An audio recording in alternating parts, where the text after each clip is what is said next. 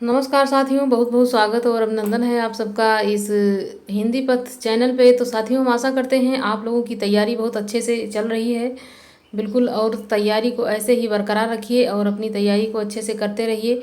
और यहाँ पे प्रश्नों को आप लोगों के लिए शुरू किया जा रहा है कि कला परिच्छेद के लेखक कौन हैं। संस्कृत का प्रश्न है ये। आंसर आपका हो जाएगा यहाँ पे दंडी की ये रचना हो जाती है। अगला प्रश्न है कि खूब लड़ी लड़ी मर्दानी वह तो झांसी वाली रानी थी में मर्दानी शब्द का अर्थ क्या होगा। तो यहाँ पे पुरुषत्ववान यहाँ पे उनके लिए प्रयोग किया गया है। क्या यहाँ पे सी हो जाएगा। पुरुषत्ववान मतलब यहाँ पे मर्दानी शब्द के लिए प्रयोग किया गया है कि यहाँ पे झांसी की रानी लक्ष्मीबाई ने पुरुषों का जो वेशभूषा है यहाँ पे धारण किया है, इसलिए इनको यहाँ पे पुरुषत्ववान ये यहाँ पे सही रहेगा इनके लिए। अगला प्रश्न है यहाँ पे जिनकी कविताएं स्वाधीन भारत का इस्पाती दस्तावेज हैं, तो ये किसकी हैं। आप लोग यहाँ पे आंसर करेंगे कि जो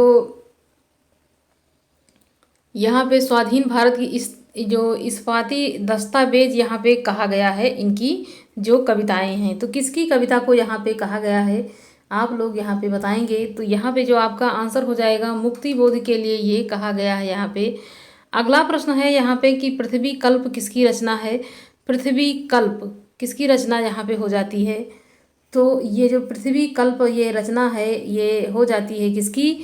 आंसर आपका यहाँ पे हो जाएगा बी, गिरजा कुमार माथुर की ये रचना हो जाएगी।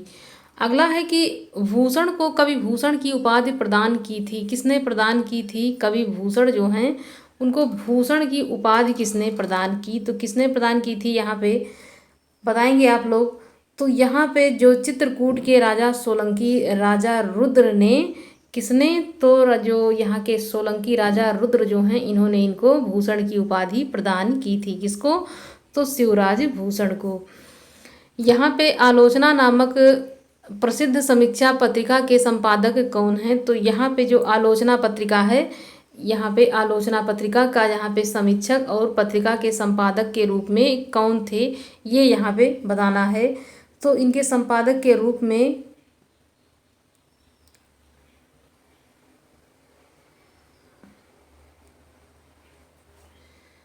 यहाँ पे आपका जो आंसर हो जाएगा वो हो जाएगा डॉक्टर नामवर सिंह, ये यहाँ पे हो जाएगा। बैराग संदीपनी के रचनाकार कौन हैं। आप लोग यहाँ पे बताएंगे कि कौन हो जाएंगे बैराग संदीपनी के रचनाकार। यहाँ पे सी आंसर हो जाएगा तुलसीदास, बिल्कुल ही सही हो जाता है। बैराग संदीपनी के रचनाकार के रूप में कौन जाने जाते हैं, तुलसीदास को जाना जाता है। इनकी कुछ और भी रचनाएं हैं जैसे रामलला नाचू है, रामाज्ञा प्रश्नावली है, जानकी मंगल है, रामचरितमानस, पार्वती मंगल, कवितावली और गीतावली इनकी रचनाएं, विनय पत्रिका, वरवय रामायण, ये सब इनकी रचनाएं यहाँ पे हो जाती हैं किसकी, तुलसीदास की। उर्मिला किसका यहाँ पे प्रधान काव्य है, किसका, उर्मिला यहाँ पे किसका प्रधान काव्य हो जाएगा। तो यहाँ पे प्रधान काव्य के रूप में बताना है कि कौन सा यहाँ पे प्रधान काव्य हो जाएगा।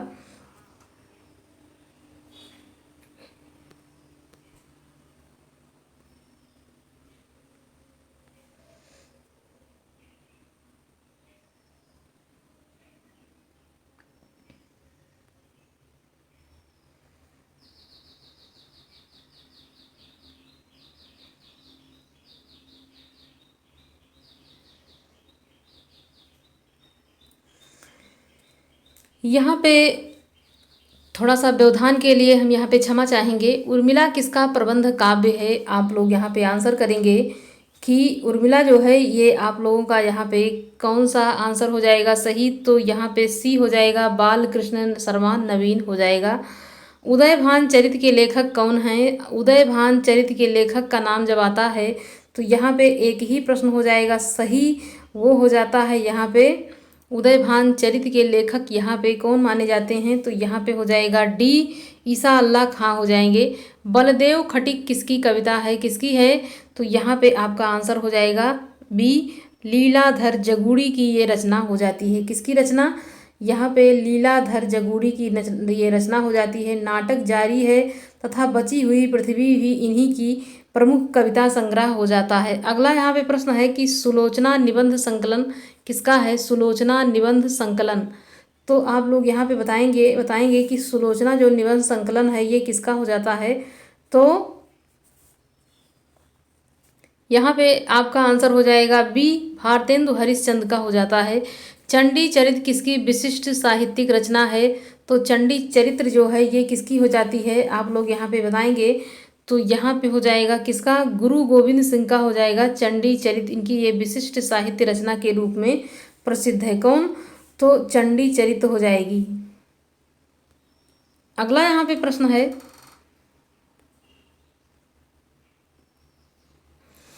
तुलसीदास चंदन घिसे के लेखक हैं। तो यहाँ पे विद्यानिवास मिश्र हो जाएंगे, हरिशंकर परसाई, कुबेरनाथ, इनमें से कोई नहीं।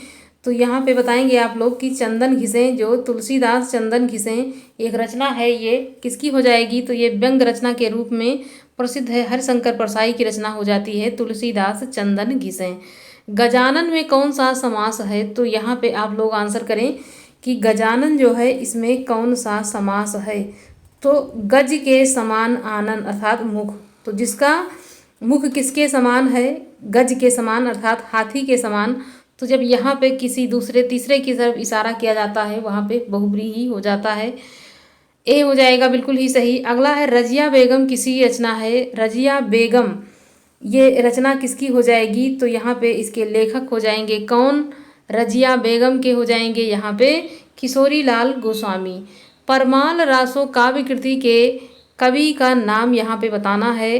तो आप लोग यहाँ पे आंसर करें कि परमाल रासो काव्य कृति के रचनाकार कौन हैं यहाँ पे? तो आंसर आपका हो जाएगा बी, जगनिक हो जाएंगे यहाँ पे, मतलब जो आल्हा खंड है इसके रचनाकार के रूप में जाने जाते हैं, जगनिक।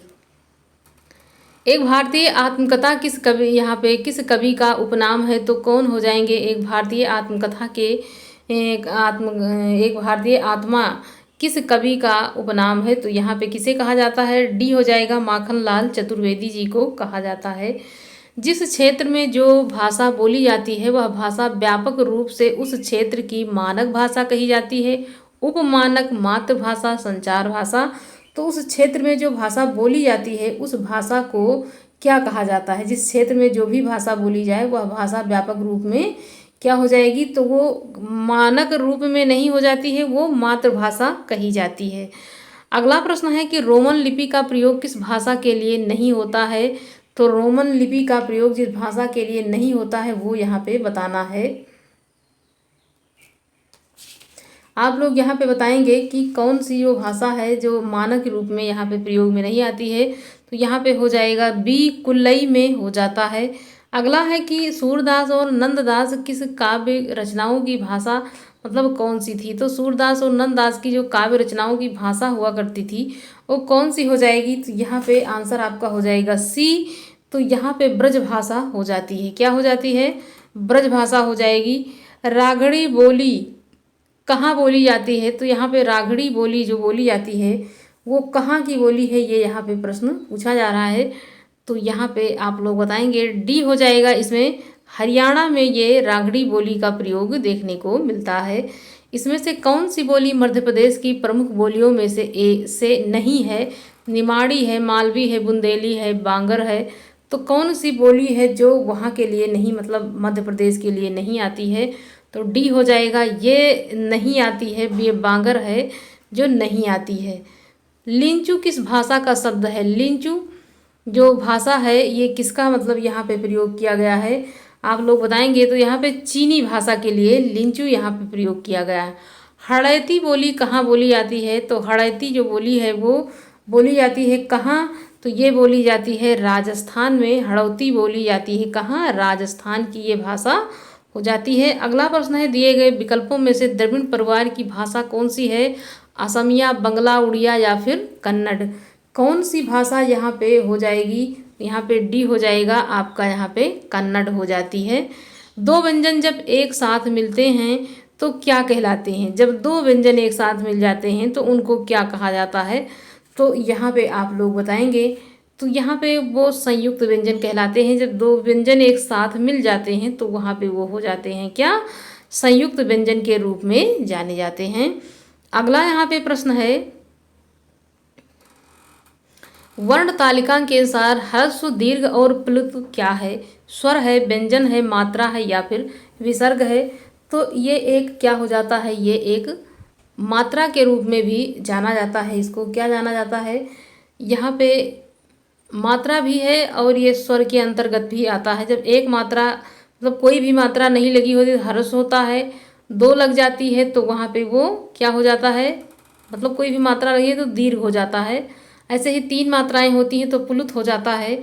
यहाँ पे जो आपका आंसर हो जाएगा स्वर यहाँ पे हो जाता है। क्या हो जाता है, स्वर हो जाएगा यहाँ पे। अगला है कि निम्न में दीर्घ स्वर कौन सा है। तो दीर्घ स्वर के अंतर्गत यहाँ पे पूछा जा रहा है कि कौन यहाँ पे दीर्घ स्वर हो जाएगा। यहाँ पे ए हो जाएगा, ये दीर्घ स्वर के अंतर्गत यहाँ पे आ जाता है। क्या, आ, यहाँ पे ये बड़ा आ। निम्न से अंतस्थ व्यंजन कौन सा है। अंतस्थ व्यंजन पूछा जा रहा है तो अंतस्थ व्यंजन के अंतर्गत या वा राला मतलब या रा ला वा आ जाता है। ये डी हो जाएगा आपका बिल्कुल ही सही। अगला यहाँ पे प्रश्न है कि वीर रस से पूर्ण काव्यों में किस ओज की अधिकता रहती है। तो जब वीर रस हो उसके साथ में जो गुण होता है वहाँ पे ओज होता है। क्या होता है, ओज। वीर रस से पूर्ण जो कोई काव्य लिखा जाता है तो उसमें जो गुण होता है वो ओज हो जाता है। निम्नलिखित पंक्तियों में कौन सा रस है। अखिल भुवन चर अचर सब हरिमुख में लखिमातु, चकित भई गदगद वचन विकसित दिग्पुलकातु। तो यहाँ पे कौन सा रस देखने को मिल रहा है। तो यहाँ पे अद्भुत हो जाएगा, बी हो जाएगा बिल्कुल ही सही। क्या हो जाएगा, अद्भुत रस हो जाता है। जब माता क्या देखती हैं कि हरि के मुख में देखती हैं, चारों मतलब तीनों लोगों का दर्शन वो करा देते हैं तो माता यहाँ पे क्या हो जाती हैं, पुलकित होती हैं, प्रसन्न होती हैं और वो आश्चर्य मतलब अद्भुत रस वहाँ पे हो जाता है। अगला यहाँ पे प्रश्न है कि तीन बेर खाती तेव तीन बेर खाती हैं, इस पंक्ति में कौन सा अलंकार है। तीन बेर खाती थी वो तीन बेर खाती हैं। तो यहाँ पे जो आपका आंसर हो जाएगा वो सी हो जाएगा। मतलब एक ही शब्द रहता है लेकिन जब उसका अर्थ अलग हो जाता है यमक अलंकार हो जाएगा। अगला प्रश्न है कि दृग उर्झट टूटत कुटुम जुरत चतुर्चित प्रीत परत गांठ दुर्जन ये दई नहीं यह रीति। उक्त दोहे में प्रयुक्त अलंकार कौन है। विषम है, असंगति है, व्यतिरेक या निर्देशना है। तो यहाँ पे जो आपका आंसर हो जाएगा वो हो जाएगा क्या, बी हो जाएगा, असंगति हो जाता है। अगला है तव परवारो उर्वशी सुन राधिके सुजान, तू मोहन के उर्वशी मैं कह तू मोहन के उर्वशी कहूँ उर्वशी सुजान। तो इसमें जो है क्या कौन सा अलंकार हो जाएगा, यमक अनुप्रास श्लेष वक्रोक्ति। तो यहाँ पे जो आपका आंसर हो जाएगा वो यहाँ पे हो जाता है क्या, ए हो जाएगा बिल्कुल ही सही। यहाँ पे यमक अलंकार देखने को मिल रहा है क्योंकि यहाँ पे उर्वशी और यहाँ पे भी उर्वशी एक ही तरह के शब्द जब दो बार होते हैं अर्थ अलग अलग होता है, यमक अलंकार वहाँ पे हो जाता है। शेष महेश गणेश दिनेश सुरेश ही जाए निरंतर गावे, इस पंक्ति में अलंकार कौन सा हो जाएगा। तो यहाँ पे जो आपको अलंकार देखने को मिलेगा वो यहाँ पे हो जाएगा कौन सा, तो यहाँ पे सी हो जाएगा, अनुप्रास अलंकार यहाँ पे हो जाएगा। शब्द शक्ति कितने प्रकार की होती है। तो शब्द शक्ति के प्रकार आप लोग यहाँ पे आंसर करेंगे कि शब्द शक्ति के जो प्रकार होते हैं वो कितने होते हैं। यहाँ पे हो जाएगा बी, तीन प्रकार की होती है। कितनी होती है, अभिधा लक्षणा और व्यंजना, ये तीन होती है। बी हो जाएगा आपका बिल्कुल ही सही। राम लखन सीता सहित हृदय बसहु सुरभूप, उपरोक्त पंक्ति में छंद का चयन कीजिए। तो यहाँ पे कौन सा छंद हो जाएगा आप लोग यहाँ पे बताएंगे। ए हो जाएगा बिल्कुल ही सही, इसमें दोहा है। क्या है, दोहा है। दोहा छंद का विपरीत कौन सा छंद होता है। तो दोहा छंद जो है उसका विपरीत जो होता है वो क्या हो जाता है यहाँ पे हो जाएगा दोहा का विपरीत सोरठा हो जाता है। ए आंसर आपका यहाँ पे सही हो जाएगा। अगला यहाँ पे प्रश्न लेते हैं कि छंद के अनुसार कितने अक्षरों के समूह को गढ़ कहा जाता है। तो यहाँ पे जो गढ़ होते हैं वो तीन अक्षरों का समूह होता है। क्या होता है, तीन अक्षरों के समूह को गढ़ कहा जाता है। अगला प्रश्न है महेश्वर्य में महा प्लस ऐश्वर्य में कौन सी संधि हो जाएगी। तो आप लोग यहाँ पे आंसर करेंगे कि कौन सी संधि यहाँ पे देखने को मिल रही है। डी हो जाएगा। तो यहाँ पे क्या हो जाएगा, डी। यहाँ पे आ है फिर ए है फिर ए है। तो यहाँ पे क्या हो जाएगा, यहाँ पे महाऐश्वर्य में कौन सा संधि नियम है, यहाँ पे डी हो जाता है। और नियम की बात है तो यहाँ पे जो ये संधि का नियम यहाँ पे है तो ये वृद्धि संधि के अंतर्गत ये यहाँ पे हो जाएगा। अगला प्रश्न है यहाँ पे कि अन्वेषण का शुद्ध संधि विच्छेद क्या हो जाएगा।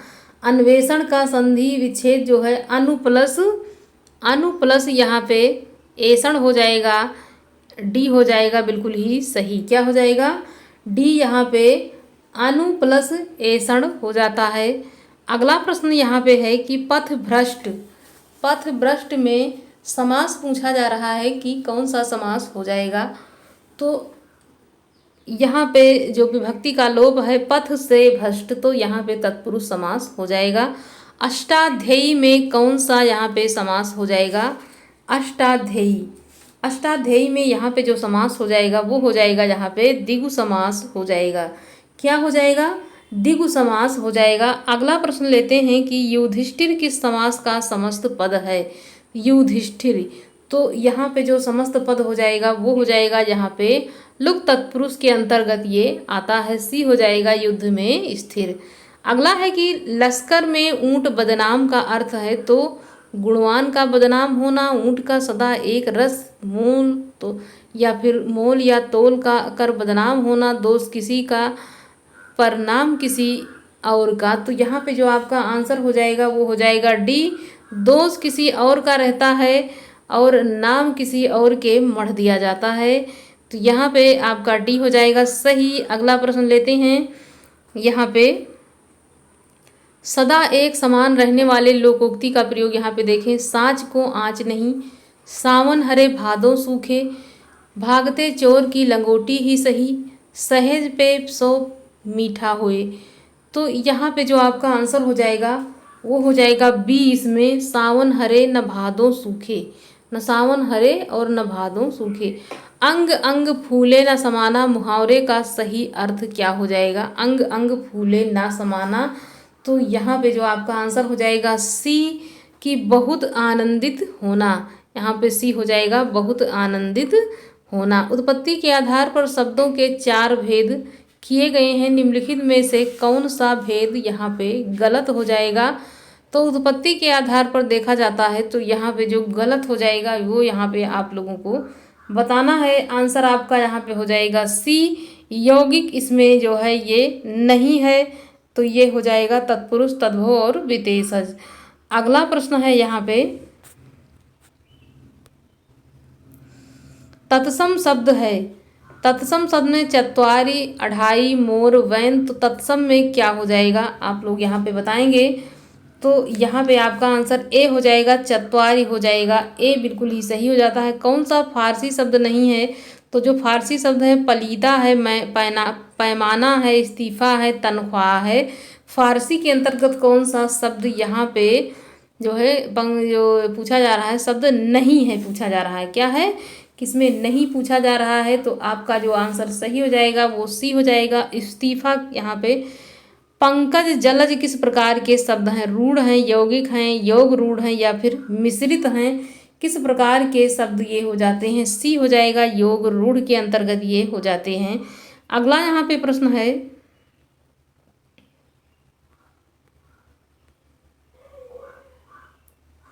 लड़के ने पुस्तक पढ़ी है, वाक्य का काल है सामान्य वर्तमान, पूर्ण वर्तमान, संदिग्ध, संभाव्य वर्तमान। कौन सा हो जाएगा? तो यहाँ पे जो आपका आंसर सही हो जाएगा बी हो जाता है, पूर्ण भूत मतलब वर्तमान काल हो जाएगा। अगला प्रश्न है कि पेड़ से पत्ते गिरते हैं, वाक्य में कारक की विभक्ति पहचानिए। तो यहाँ पे करण कारक है, अपादान है, संप्रदान, संबंध। तो यहाँ पे जो आपका आंसर हो जाएगा वो हो जाएगा यहाँ पे अपादान हो जाएगा, क्योंकि यहाँ पेड़ से पत्ते गिरने की बात की जा रही है। विकल्पों में से स्त्रीलिंग शब्द का चयन करें। तो यहाँ पे कौन सा विकल्प हो जाएगा आप लोग यहाँ पे बताएंगे कि कौन सा शब्द हो जाएगा? डी हो जाता है। इसमें क्या हो जाएगा? डी, स्त्रीलिंग के रूप में यहाँ पर डी अग्रजा हो जाएगा। लोग आजीवन टट्टू की तरह जीते रहते हैं और टट्टू शब्द का यहाँ पे बहुवचन बताइए। तो क्या बताएंगे आप लोग कि यहाँ पे उसका बहुवचन यहाँ पे हो जाएगा टट्टुओं हो जाता है। यहाँ पे ए हो जाएगा बिल्कुल ही सही। अगला है याचना शब्द का बहुवचन रूप क्या होगा। तो याचना का बहुवचन रूप यहाँ पे आप लोग क्या यहाँ पे लगाएंगे, तो यहाँ पे डी हो जाएगा। तो याचना का बहुवचन यहाँ पे याचना हो जाएगा। जिसका अनुभव किया गया हो कहलाता है अनुभवी, अनुभूत, अनुभव योग्य, अनुभाव्य। किसको यहाँ पे क्या कहा जाता है, तो यहाँ पे बी हो जाएगा, बिल्कुल ही सही, अनुभूत यहाँ पे हो जाएगा। अगला है हम सब पढ़ते हैं का संस्कृत में अनुवाद।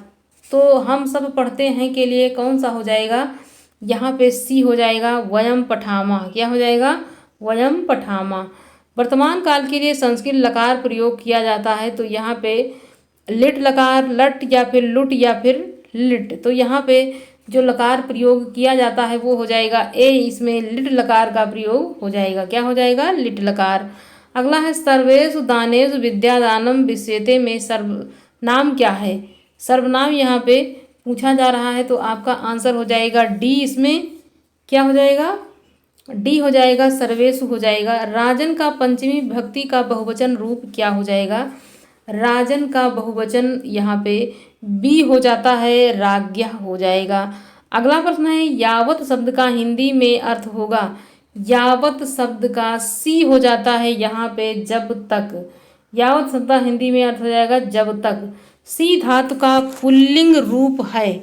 सी धातु जो है उसका पुल्लिंग रूप पूछा जा रहा है, क्या हो जाएगा। तो यहाँ पे आप लोग जो आंसर करेंगे वो हो जाएगा सी का यहाँ पे सैना हो जाता है। अगला प्रश्न है कि रामः गृहं गच्छत में कौन सी विभक्ति का प्रयोग हुआ है। रामः गृहं गच्छत, यहाँ पे आपका जो आंसर हो जाएगा क्या हो जाएगा, ए हो जाएगा। यहाँ पे कर्म द्वितीया हो जाएगा रामः गृहं गच्छत में। अगला है चतुर्युगम में कौन सा समास है। चतुर्युगम में जो समास हो जाता है वो हो जाएगा इसमें कौन सा समास, द्विगु समास हो जाएगा। यहाँ पे आपका आंसर डी हो जाएगा, बिल्कुल ही सही। तो साथियों यहाँ पे जो ये प्रश्नों की श्रृंखला प्रैक्टिस सेट था ये आप लोगों के लिए सामने मतलब प्रस्तुत किया गया। आप लोगों को यहाँ पे अच्छा लग रहा है तो यहाँ पे शेयर करना ना भूलें, और अच्छा लग जाए तो साथियों लाइक भी करते रहिए। लाइक करना आप लोग भूल जाते हैं। तो धन्यवाद।